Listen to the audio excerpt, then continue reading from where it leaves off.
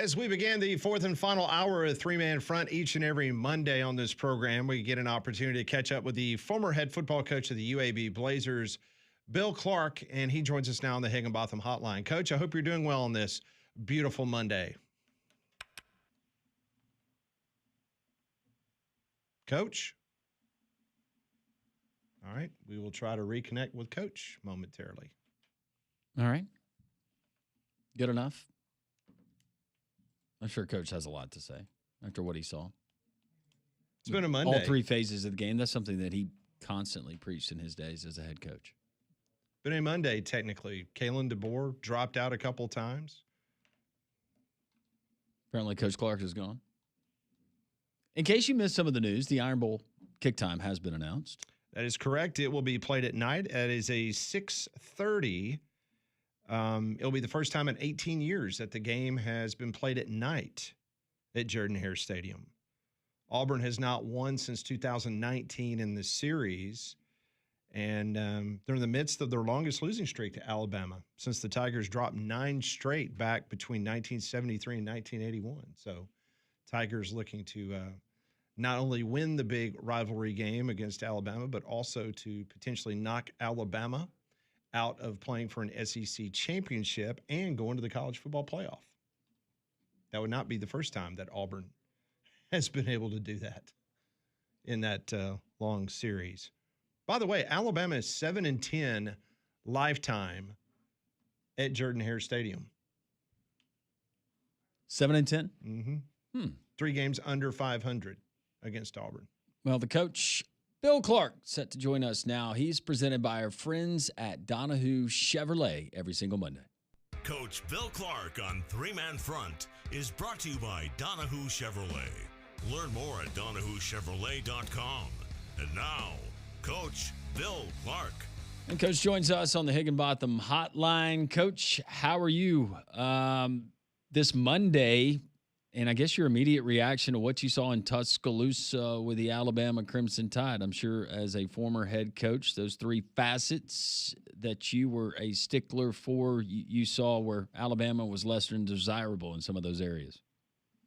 Well, we talked about giving, I always go to coaches, so I go back to Coach Venables and having an extra week. And I think, when you think of defensive coaches, a lot of times you think of defense and special teams, and I thought those were 2 areas they were really strong in. So give Oklahoma credit. Obviously, takeaways, turnovers, I thought there were takeaways where they were punching the ball out. I've always said a turnover is a gift. A takeaway is the other opponent really caused it, not all of them, but give Oklahoma credit. But the turnovers, and I thought Oklahoma's defense really was the difference.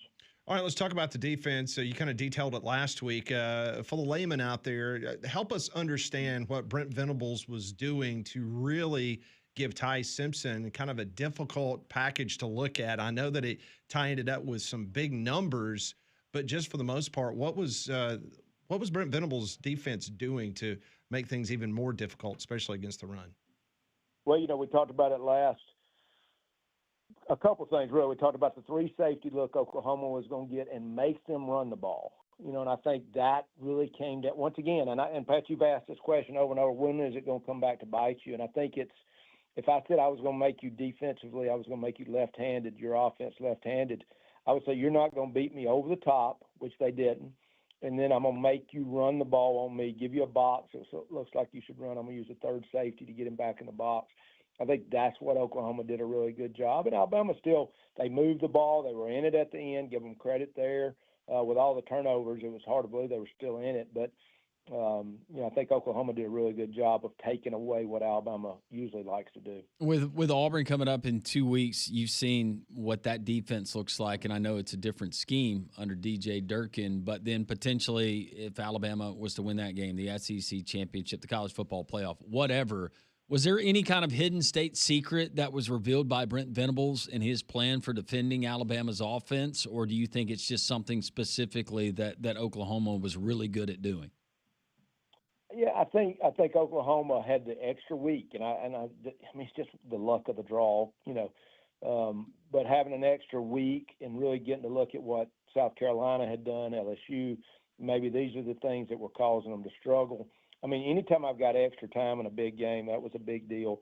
I do think, Coach Durkin is really, he's had an extra week now to do the same thing. They got them at home. All the communication issues you're going to deal with, at Jordan-Hare. So I think all those are going to play a factor. Obviously, Alabama's still got everything on the line, but Auburn does, it's got a lot on the line just because it's the Iron Bowl. So I'm really looking forward to that one.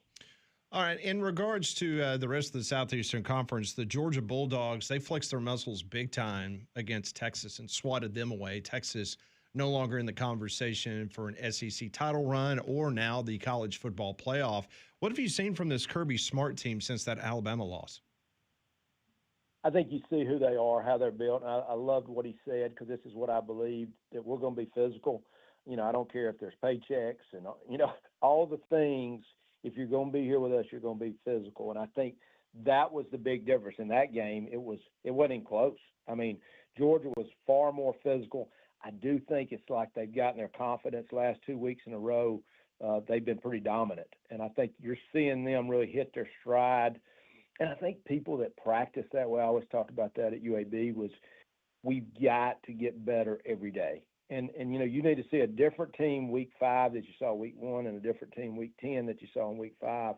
And I think that's what you're seeing with Georgia. They're getting better every week, and they just play a physical style of play, offense, defense, special teams. If we asked you to give us our SEC power rankings as it is right now, would you have Georgia number 1 based off of that, or would you have Texas A&M or somebody else? I would still go Texas A&M, but I would go it's those 1-2, and you could argue Georgia's playing the best ball, which is what counts. That's what you want. Anytime you get to a tournament, it's who is coming up. At that time of the year, I think Georgia is starting to peak. Give Texas A&M ton of credit. I thought that game was over. They never quit. Says a lot about them that they hung in there and found a way to win that game against South Carolina. But Georgia could. I mean, the way they're trending, they could easily pass them.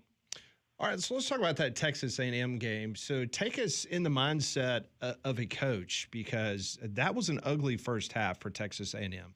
You find yourself down 27 points to an opponent that is one of the worst in the Southeastern Conference. So what is the message, or what do you think Coach Elko had to say to his team to get them motivated to come out in the second half and literally play the complete opposite the way they did the first 30 minutes?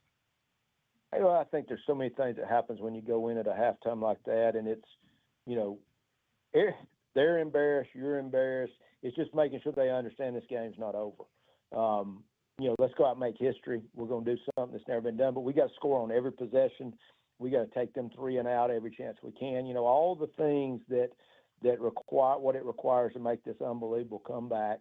And usually you need a little bit of help from the other team. But I thought it was more that they really came out and just played. And it didn't hurt that they were at home, so they had the crowd behind them. And once they got rolling, I thought obviously their crowd really aided them in that. But you got to give them tons of credit, and, South Carolina's just sick right now. With some of the coaching rumors that are going on right now and the vacancies that are, and then there's some jobs in the SEC coach that aren't vacant, but then the domino effect would have those spots open when it's all said and done. How much of a distraction do you think this can be for coaches like Eli Drinkwitz, like a Lane Kiffin, like potentially a Clark Lee? It's like I said before, you want to be wanted, and that helps you because you're in such a win today, or problems, or people are after you. So you need that. You want people to want you. You've got to be able to put the distractions out of the way. I think if you use it correctly, it's just hard. And I think you're constantly telling your guys, look, man, there's going to be everything in the world on social media. You've got to tune that out. So some of that they're used to, and you also want your coach to be wanted. And I think one thing's a little bit different now. Players are such more transient. Used to, you went to that school, you were there 4 years, 5 years, didn't matter who the coach was almost. It's a little bit different now. Players are probably a little bit more understanding, but you're always the distractions is always the biggest worry. Bill Clark, former UAB and Jacksonville State head coach. I wanted to ask you about Jacksonville State, because they beat a really good Kennesaw State team the other night. They got a really special running back for the Gamecocks, but man, they're undefeated right now in Conference USA, and they are not missing a beat. Just want to give you a thought or two on the Gamecocks, how well they're playing. Yeah, I congratulated AD Greg Seitz last night, just with text, just what a great job they've done. And, I think a lot of that talks about the program. I think it's important to them. They've got, leadership from the top down that says this is important. We want to win. We're going to give you the tools within your conference to have every opportunity. So give the coaching staff, tons of credit because, they struggled a little bit early on. I think it was against some good competition, but, there they are in first place with a chance to, to win it all.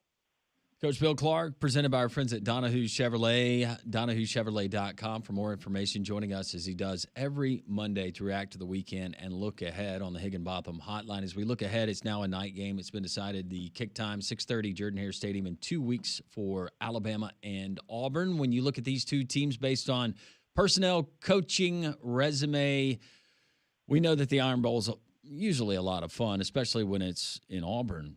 But how is this game shaping up to you with all of those circumstances in play? Well, the thing you love is there's so much on the line. And we always say you throw the records out and all that stuff. But, this is an Auburn team that has lost so many games close against teams that, we can go to Oklahoma, who just beat Alabama. We can just go through the list, Texas A&M. And then they've had this week off. And like we always said, if you love the defensive coordinator, you're going to play hard for him. He's the head coach now. Maybe you're thinking he's got a shot at it, or he gets to stay and be the DC. This game is just so big. It's at home for Auburn. I think it's going to be a great game. That night atmosphere at Jordan-Hare, if you've ever been to an Alabama-Auburn game at night, which I've been able to do, it's going to be unreal. All right, so just based on your history, and this is no slight to Mercer, but Auburn with the off week that they had last week, you get Mercer this week. That's an FCS opponent. You get Alabama. How do you play that if you're coaching staff and weighing that? And are you up front with your team about, hey, this is what we're working on? Do you disguise stuff? How does that go? Yeah, so they spent the whole week on Alabama last week. And then you would probably, if you did that, then you could come in here and work on Mercer, probably with some, you got people working on Alabama nonstop, constantly. You have that anyway. Now, what Alabama does, they've got to take half the staff, and they've got so many coaches. You got so much help who are working on Auburn. So, that's the question when you actually have a game that week, and it's somebody you should be, they're working on Auburn. Auburn's already worked on Alabama, so they'll be able to put a little bit more time into this game. Alabama's trying to catch up to Auburn having an open date. Well, I've got a great idea for fans that are going to make the trip, whether it's to Bryant-Denny or Jordan-Hare this weekend or to Jordan-Hare next weekend for the Iron Bowl. Why not do it in style, Coach, with one of those new 2026 Chevrolet Silverado 1500 High Countries right now? Donahue Chevrolet's got them $11,000 off the MSRP. You can't beat that. That's almost ridiculous. It is ridiculous. I won't say who I think of when I think of ridiculous. Well, he appreciates that. Ridiculous deals. We need that. We need that truck. I think we would look good in that. I think we need it for the Bill Clark show. Absolutely. That's a tax write-off, Coach, and we just rotate who drives it. Write-off.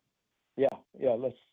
We'll get to work on that. All right, Coach. We always appreciate the time. Once again, DonahueChevrolet.com. That's where you have turned for years, both professionally and personally, and we appreciate our listeners for supporting them. Coach, have a great week. There'll be plenty to talk about, I'm sure, the next time that we visit later on this week with the Coach Bill Clark Show. Okay, thank you. Have a great week. You as well. Coach Bill Clark, once again, presented by DonahueChevrolet.com. Joining us on the Higginbotham Hotline. You deserve solutions that are built for you. Higginbotham's your one-source solution for insurance, financial, and HR services. 15 minutes away from DJ Durkin in Auburn with his weekly press conference. More of your phone calls and your text as we continue on this Reaction Monday on Jocks.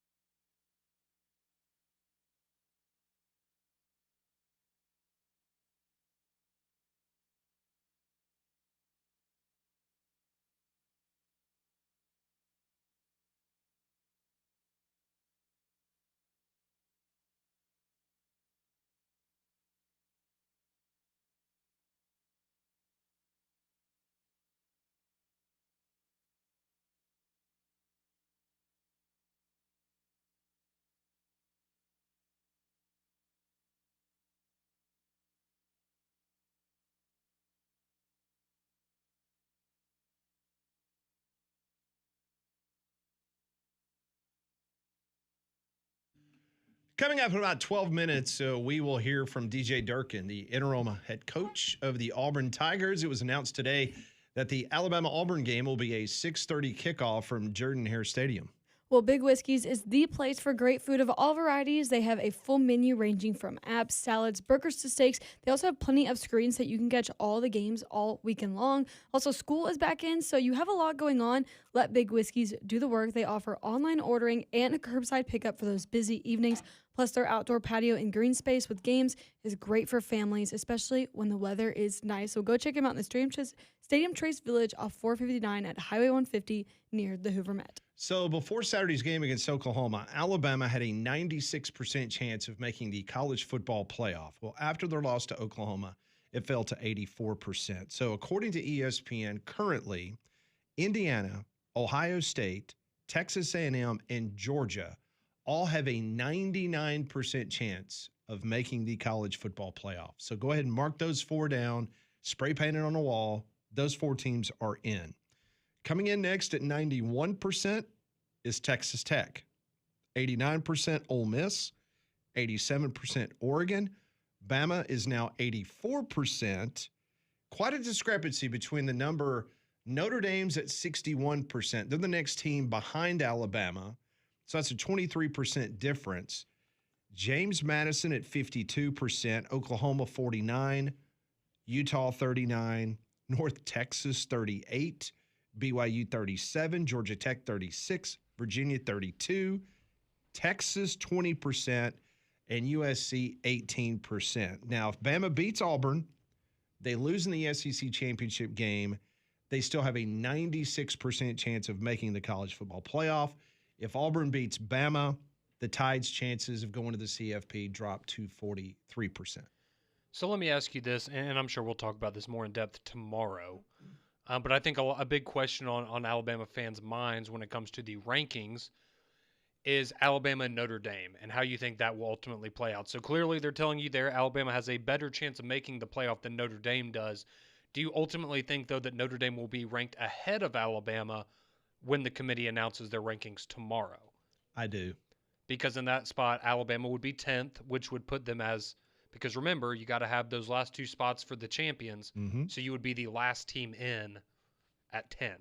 My opinion is the way the committee is looking at Notre Dame is they've got two losses, but they're very, very good losses. Whereas Alabama, having the bad loss to Florida State, is still going to ding them.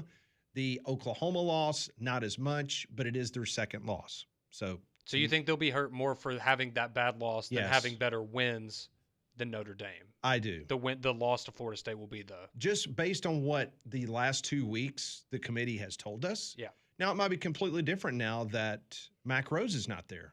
I mean, maybe Mac Rhodes, the way that he was trying to, I guess, lead the committee, not down the path of let's make sure Notre Dame gets in over everybody else. I'm just saying that maybe his fingerprints and DNA over the committee was about a certain metric.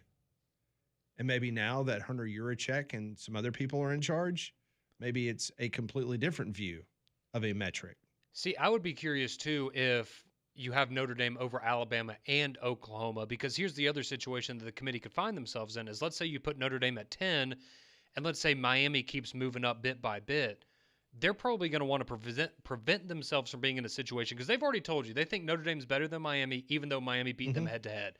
But the closer those two get in the rankings, I think they want to avoid a situation of having to flip-flop those teams, because it just wouldn't sit well with people if, let's say, Notre Dame was the last team in the playoff and Miami was the first team out, and you didn't recognize that head-to-head victory that Miami had earlier in the year. Now, one thing, Heather Dinich has Bama ahead of Notre Dame.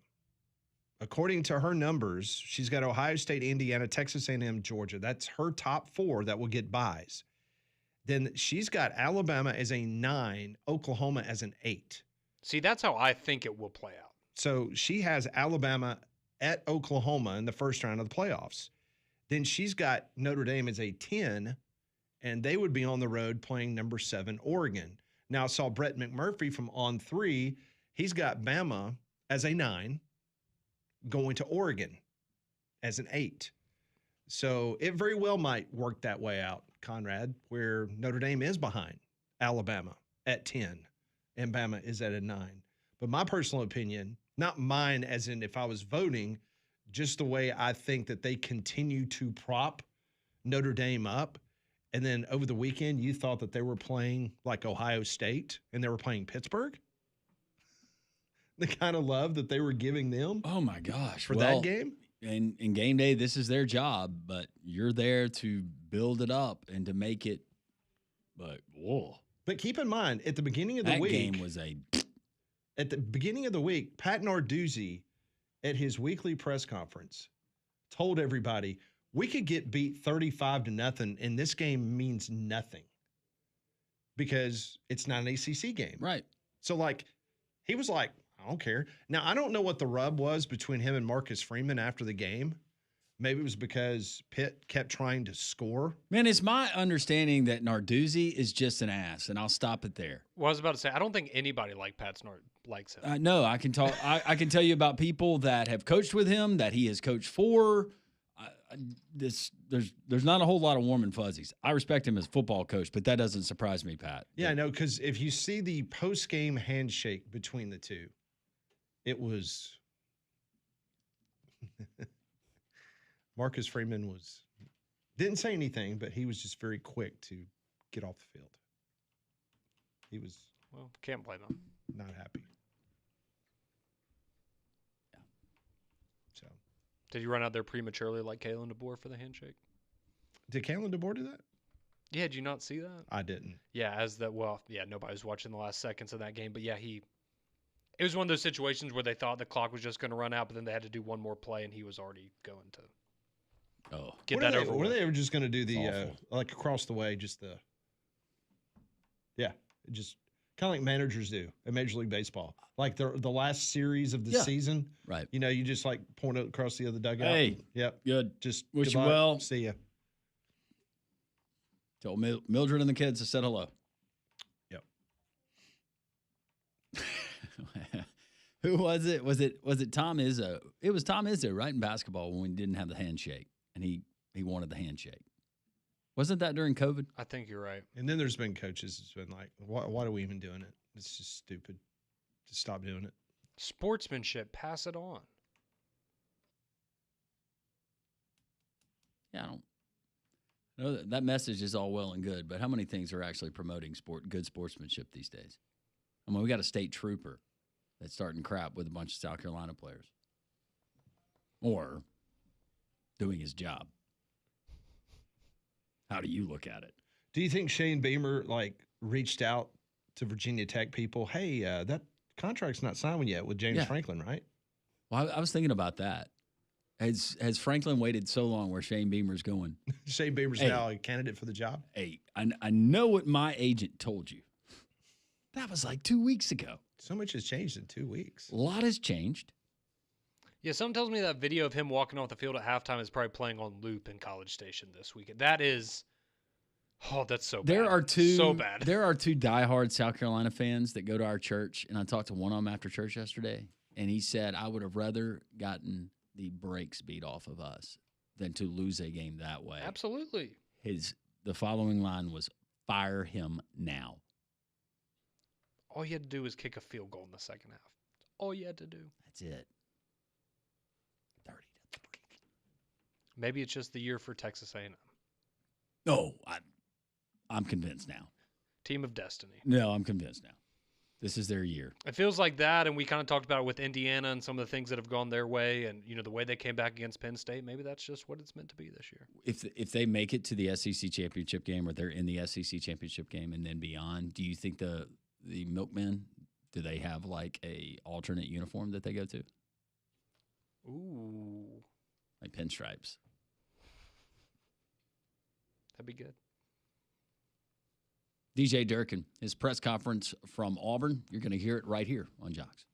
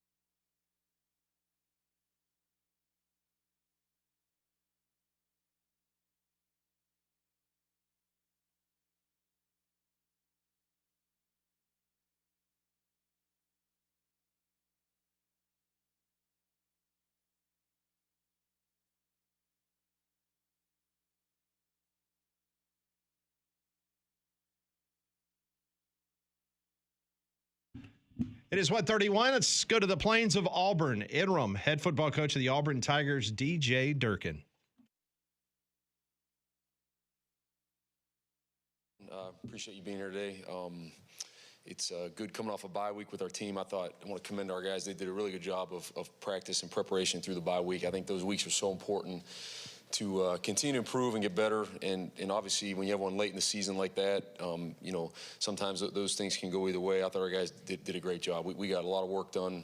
Worked on some specific things in all phases of the game, and I feel like we got better at it. So on the game week here, we're looking forward to being at home against a very good opponent. Mercer does a tremendous job. They're really well coached. Mike Jacobs, their head coach, is a guy I've known for a long time. He's an Ohio guy. He's won at all places he's been, extremely successful. They just clinched the conference again for back-to-back years. They're 9-1. And when you look at their performance on both sides of the ball, I mean, they're first nationally in total offense and second in pass offense and fourth in scoring. They're putting up a lot of points, throwing the ball down the field. They have a extremely talented freshman quarterback that's doing a really good job. He knows where to go with the ball. And like I said, it's a lot of vertical routes and passes down the field, and their receivers go get it. They go catch it. They do a really good job. Defensively, they're very disruptive. They do a great job stopping the run. They're leading the nation in sacks and producing a lot of tackles for loss and negative plays. And their defensive coordinator is a really good coach. He's a guy that I actually coached him when he played back at Bowling Green. So familiar with these guys. I know how they coach and how they work, and we know it's a challenge ahead for us. And so our guys are going to do a great job focusing on Mercer this week and preparing well for this game.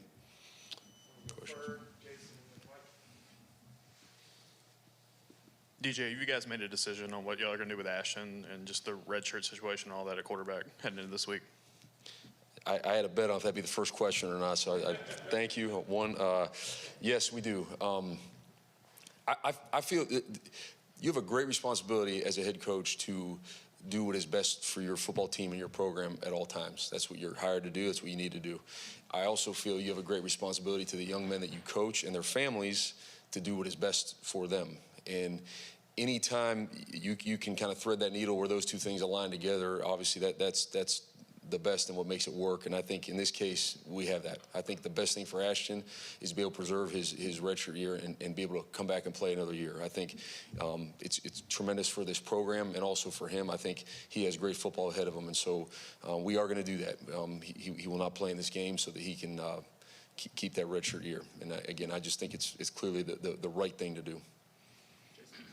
Adding to that, do you know what you will do at quarterback, Justin, whether it's Deuce kind of getting his shot, or have y'all decided that yet? Both those guys are going to play in this game, Jackson and Deuce, and we're going to go through the practice week and kind of sort out what exactly that looks like. But I met with them both yesterday. They are both tremendously excited about this. I feel like Deuce has a lot of great football ahead of him and hasn't had that opportunity. He's going to get that opportunity. And you could just tell a difference in we practiced last night. You could tell a difference in him right there. And I think the same with Jackson. Jackson's a tremendously talented guy. We're going to put together a great plan for both these guys to have success. And I told their teammates it's their job to rally around them too. And I know those guys will. They feel strongly about that. And so I'm looking forward to how the entire team responds behind those guys.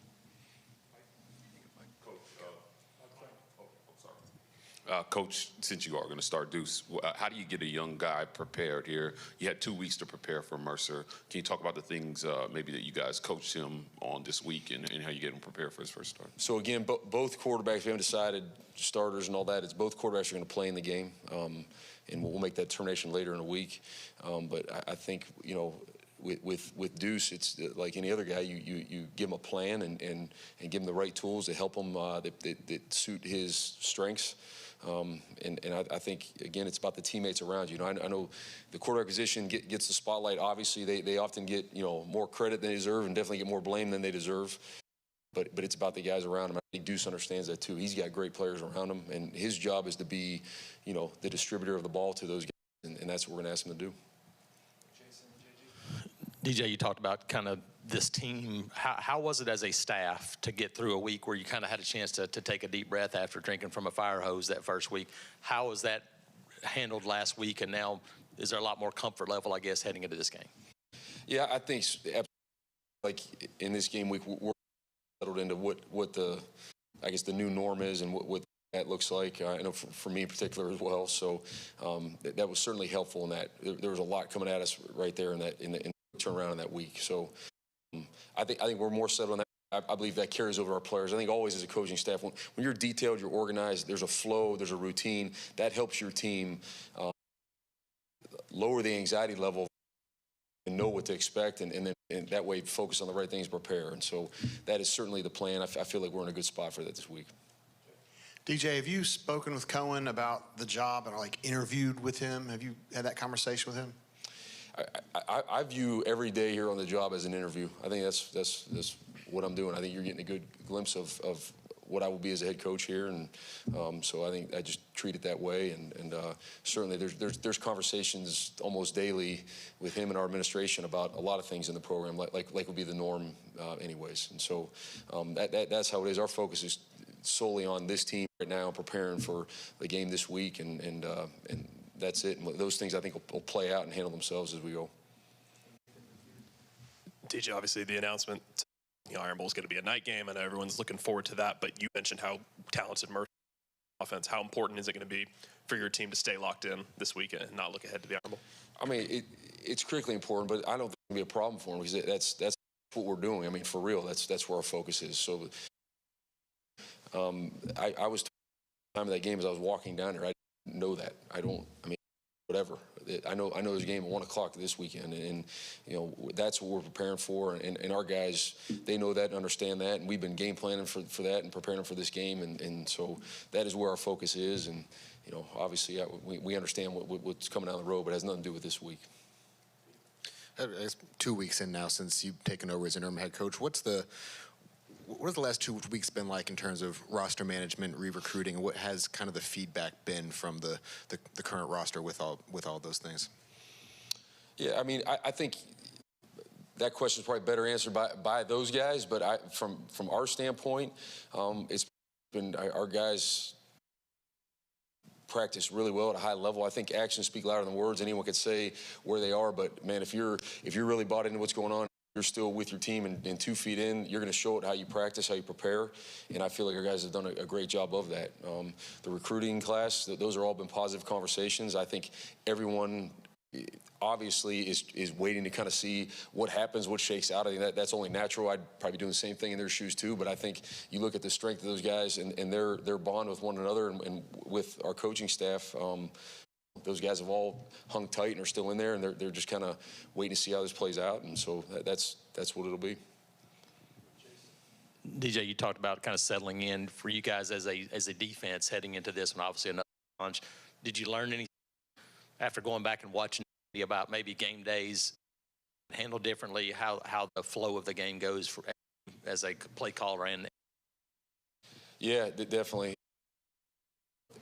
That game, I think, probably on both sides went a little different than anyone thought it was going to go, and it kind of changed throughout it.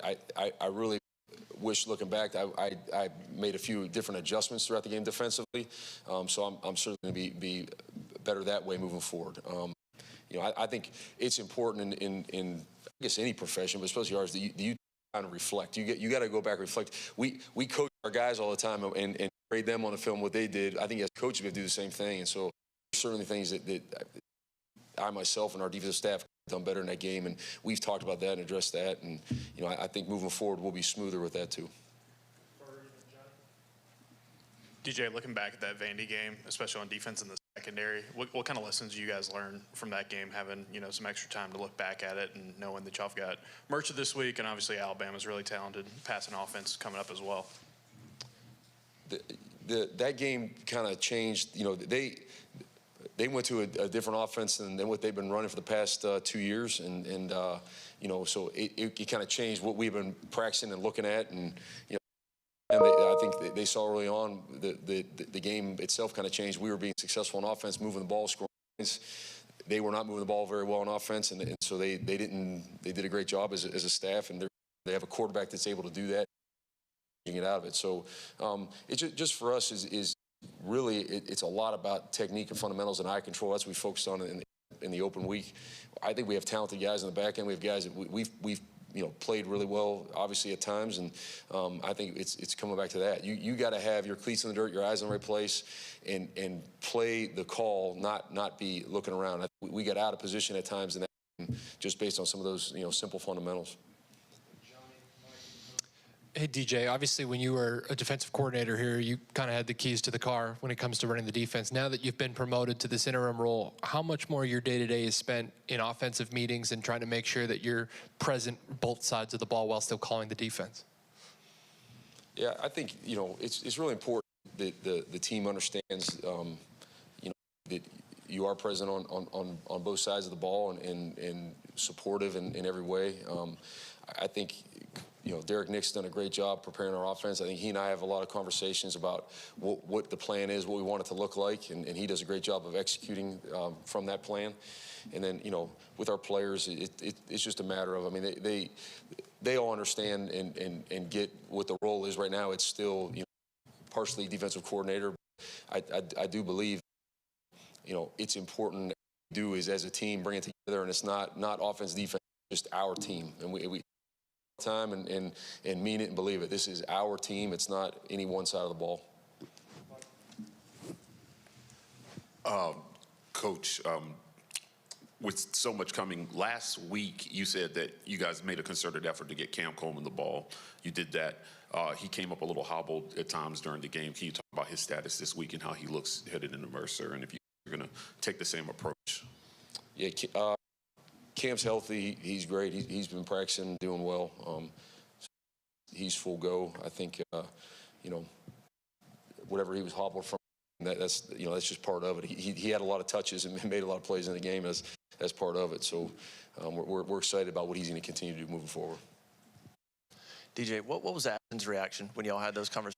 Finally told him, hey, this is obviously his input was, but how did he just sort of, I guess, take those conversations and take potentially sitting and then trying to come back and play?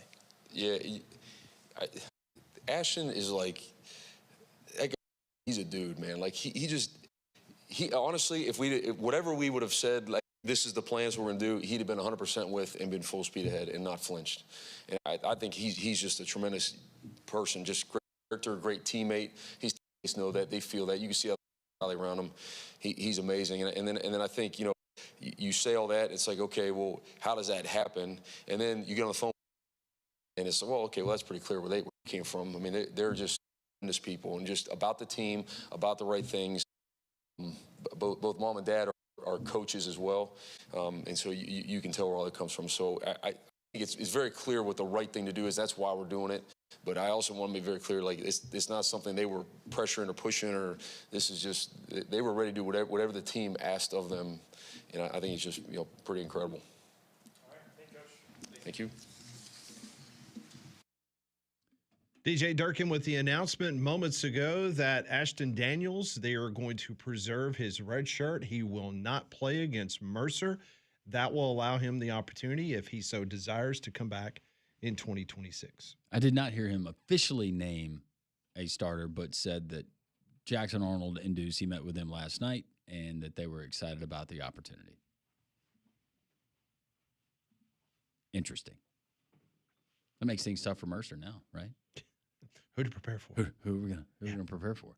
Yeah, just prepare for your as they get ready for the FCS playoffs. I just don't know if this is a very high important game for them. It's like nobody get hurt. He spoke highly of Mercer's head coach. I've heard his name in conversations here recently. They're 9-1, 8-0 in the SoCon. Yeah, and we apologize for the feed. For whatever reason, the feeds today have not cooperated. No, cooperative whatsoever. We'll get to a lot of your text. If you got a phone call, you still want to weigh in, you got time here on this Reaction Monday, 800-239-WJOX.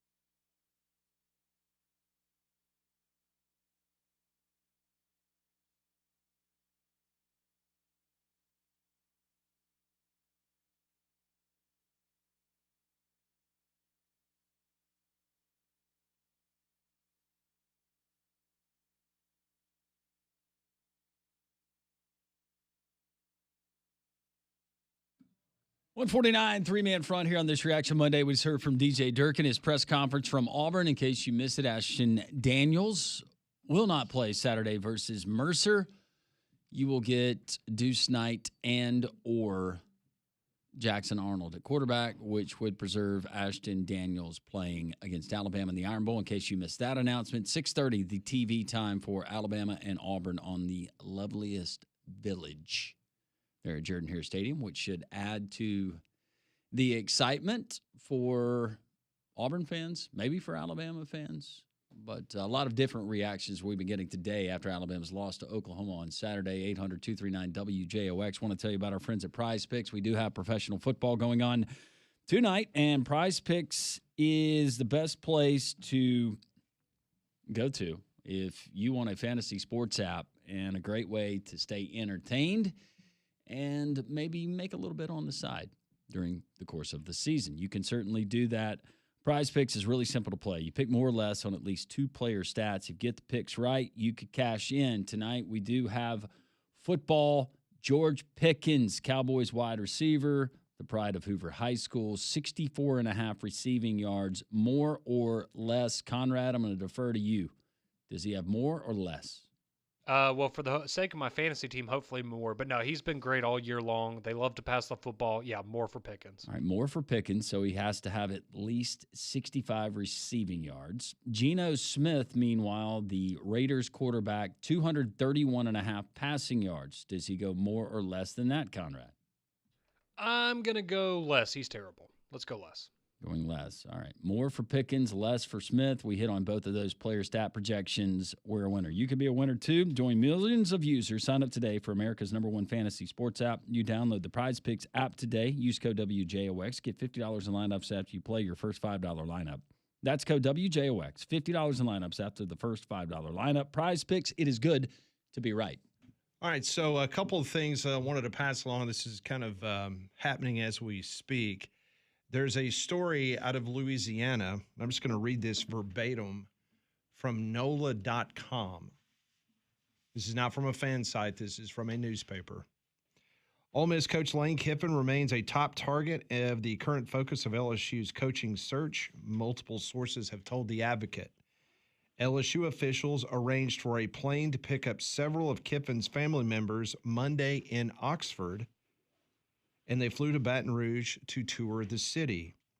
Kiffin emerged early as a primary target as LSU looks to replace Kelly. Kelly was fired in the midst of his fourth season with a 34-14 overall record. So the New Orleans, or actually the Baton Rouge Advocate, which is on NOLA.com's website, this is behind the paywall. They're reporting that LSU officials arranged for a plane to pick up several members of Lane Kiffin's family to fly back to Baton Rouge to tour the city.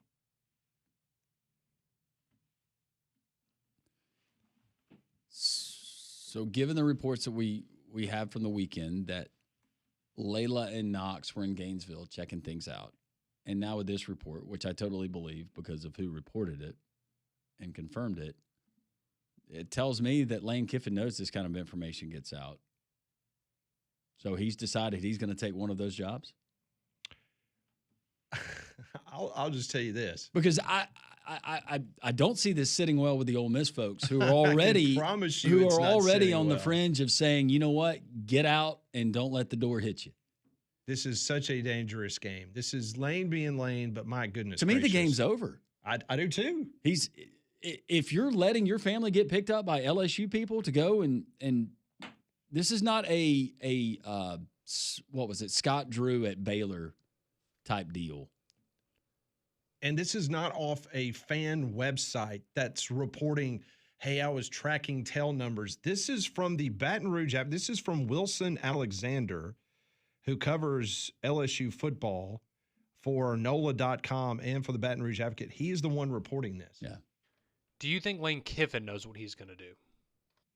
Like, do you think he's already made up his mind? This tells me that he's decided he's going to Florida or LSU. I echo his sentiment, which is, okay, I've decided I've done everything I can do here. If Ole Miss people want to crap on me as I'm leaving, so be it. Because I will point this out, and this will probably be in Lane Kiffin's, like when he does leave, whenever that could be. So in 5 years' time, in the best 5 years of the modern Ole Miss football history, Lane Kiffin has won 50 games. The best 5 years of Hugh Freeze, 39 games. Yeah. David Cutcliffe, incredible coach, incredible human being.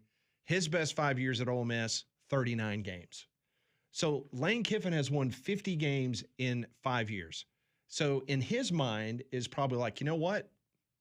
Look what I've done. Over this time frame, I put Ole Miss back on the map, and now I want to do something else.